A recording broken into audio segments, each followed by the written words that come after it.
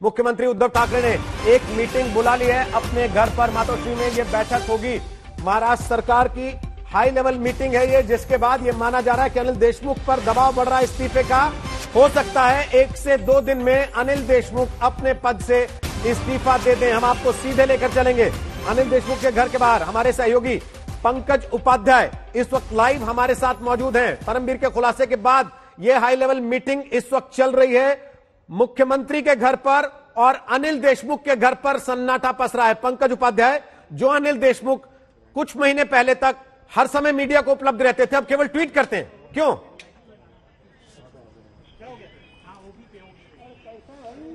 जी हाँ रोहित, आज ground zero पर स्थिति बिल्कुल बदली सी है। सबसे पहले आपको दिखाता हूं हो क्या रहा है। घर के बाहर देखिए बैरिकेड लगा दिया गया है, पुलिस का जमावड़ा है।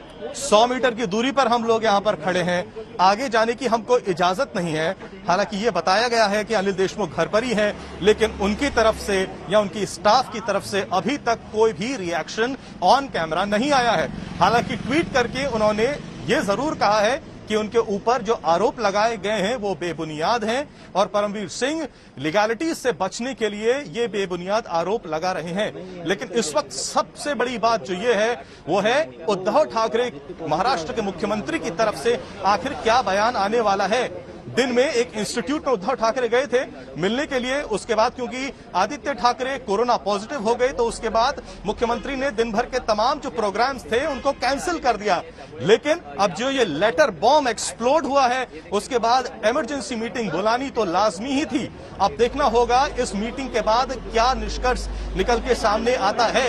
क्या या तो फिर सरकार को पूरा ब्लेम लेना पड़ेगा, पहले से ही सरकार बैकफुट पे है। अब देखने वाली बात है क्या अनिल देशमुख को मार्चिंग ऑर्डर्स दिए जाएंगे, और अगर ऐसा होता हमारे है, साथ इस तो वक्त मुख्यमंत्री हाई लेवल मीटिंग कर रहे हैं। साहिल जोशी हमारे साथ और जानकारी लेकर लाइन पर इस समय मौजूद हैं लाइव। साहिल जोशी, क्या ये मामला अब जो बीजेपी बनाम महाराष्ट्र सरकार था, अब बीजेपी बनाम शिवसेना बनाम एनसीपी हो गया है, और क्या शिवसेना और एनसीपी में भी तलवारें खींच सकती है इस पर? अब मामला जिस तरीके से जाता हुआ लग रहा है वो लग रहा है कि एक पुलिस अधिकारी, वरिष्ठ पुलिस अधिकारी बनाम होम मिनिस्टर महाराष्ट्र के, उनके बीच में ये मामला बन गया है, और अब पाला जो है वो होम मिनिस्टर के खाते में चला गया है।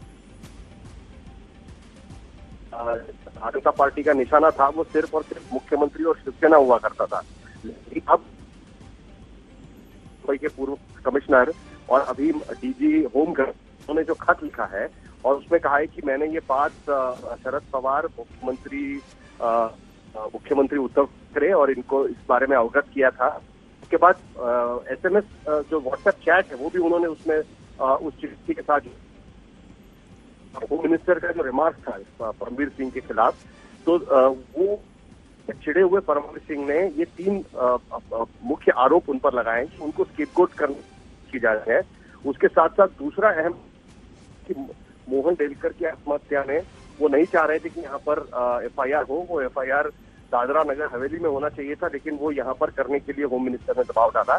और तीसरा आरोप लगाया है कि सचिन वाजे में कह रहे थे कि किस तरीके से उन्हें कलेक्शन के लिए कहा गया था होम मिनिस्टर की तरफ से। तो ये 3 अहम आरोप उन्होंने लगाया। इसके चलते अभी ये चीफ सेक्रेटरी और की अधिकारियों के साथ है में है, जिसके वजह से उनसे भी उनकी बातचीत होगी। जो जानकारी मेरे पास है उसके मुताबिक मंत्री और की बातचीत हो चुकी है। उसके बाद तुरंत ही एक ट्वीट आया था गृह मंत्री की तरफ से सारे आरोपों को झुटलाते हुए। लेकिन अब कुछ ना कुछ तो सरकार को करना होगा, लेकिन किस तरीके से जाना होगा ये तय नहीं था। लेकिन अब लगता है कि उनका जो एग्जिट है वो शायद जल्दी हो जाएगी। का आवाज कट रही है साहिल आपकी, वापस आपसे कनेक्ट करेंगे। साहिल जोशी बता रहे हैं उनका एग्जिट तय है।